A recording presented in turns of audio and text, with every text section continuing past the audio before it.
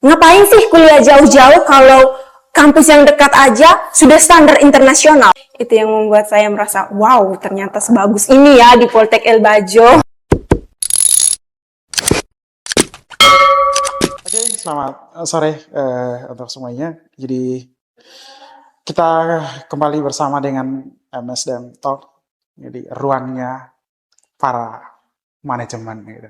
Nah, perkenalkan saya salah satu dosen di program studi manajemen sumber daya manusia sektor publik gitu.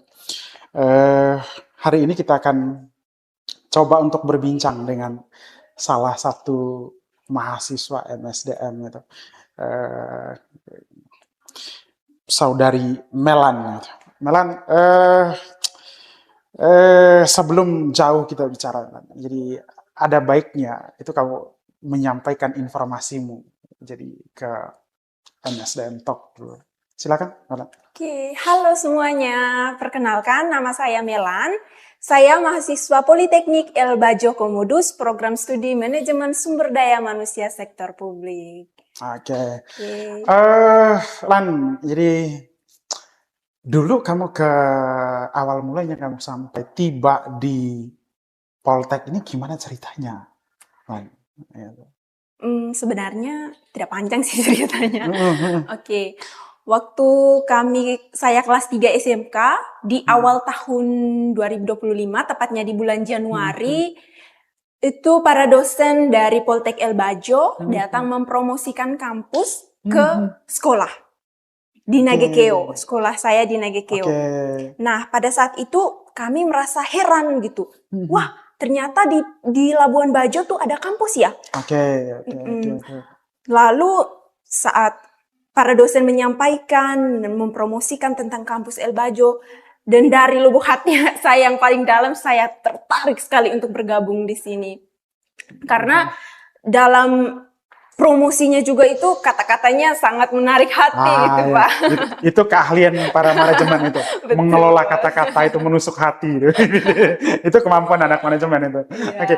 Nah, dulu yang hadir untuk sosialisasi ke sekolahmu siapa? Masih ingat nggak? Masih. Siapa dulu yang?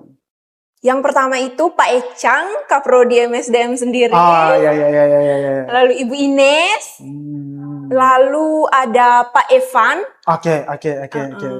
Lalu ada salah satu mahasiswa MPI, Kakak Putri namanya. Oke. Jadi, berarti mereka berempat yang melakukan sosialisasi ke sana. Nah, gimana kesan pada saat itu setelah mereka masuk? Dan saya dengar informasi bahwa kamu itu latar belakang SMK-nya itu akuntansi. Betul, Pak. Nah, sekarang itu kan yang menarik. Dari akuntansi tiba-tiba di manajemen. Itu situasi itu sebetulnya kenapa? Nyasarkah atau membuat satu perubahan baru dalam hidup itu? Lebih kayak suka mencari pengalaman baru sih, Pak. Oke, jadi waktu itu saya sudah berniat nih untuk bergabung di Poltek. Lalu saya memilih program studi akuntansi perpajakan. Sudah sempat mendaftar, waktu itu daftar pertamanya di akuntansi perpajakan. Lalu seiring berjalannya waktu, selang 1 bulan gitu, di bulan Februari, tiba-tiba ada salah satu akun Instagram yang chat saya nih, Pak. Halo Adi, mau gabung di Poltek El Bajo, pilih MSDM ya. Saya langsung, wah, apa sih MSDM ini? Lalu mulai cari tahu. Ternyata gini ya. Awalnya tuh saya tidak mengerti apa itu MSDM. Yang saya tahu itu Pak hanya manajemen pada umumnya. Oke. Iya, karena di Politeknik El Bajo Komodus itu ada 2 manajemen. Satu itu manajemen sumber daya manusia sektor publik. Satu itu ada yang kedua itu manajemen pemasaran internasional. Nah, itu yang menarik ya, keputusanmu sampai pada memilih masuk di program studi manajemen sumber daya manusia. Nah, setelah kamu masuk di program studi ini, gimana sih perasaanmu dari akuntansi itu tiba-tiba bicara soal tata kelola manajemen sumber daya manusia itu? Karena di program studi kita itu kan ada 2 yang kita bahas itu. Ada sektor publik dan ada sektor privat. Nah, setelah dari hitung-hitungan lalu kita akan masuk dengan bicara tata kelola itu gimana rasanya? Lebih kelega sih Pak, karena saya juga salah satu orang yang tidak suka sama angka-angka. Iya, dan saya juga suka manajemen karena di dalamnya itu mengatur ya Pak. Saya suka sekali untuk dalam organisasi itu kan harus ada yang namanya SDM. Kalau tidak ada yang namanya SDM, pasti organisasi itu tidak dapat berjalan dengan baik. Betul, betul. Ya, Iya, itu seperti pengelolaan itu. manajemen sumber daya manusia. Nah, setelah masuk itu, Melan, kira-kira gimana rasanya? Jadi, apa yang menarik dan yang merasa tertantang di dalam dirimu? Latar belakangmu adalah orang pernah belajar akuntansi, setelah itu masuk di program studi manajemen sumber daya manusia. Sekarang kan sudah semester berapa sekarang? Sudah semester 2 Sudah semester 2 ya? Iya. Sudah 1 tahun berjalan lah. Iya. Gimana perasaannya? Apa yang menantang menurutmu masuk di dalam program studi? Atau yang menarik di dalam masuk dalam program studinya apa? Yang lebih menarik adalah waktu awal saya masuk itu, masuknya di bulan Agustus. Nah, di bulan Oktober itu kan kita langsung mengadakan talk show dan saya langsung jadi MC pada saat itu. Oke. Pengalaman paling menarik yang saya dapat. Oh, itu pengalaman pertama atau gimana? Iya, karena pertama saya jadi MC.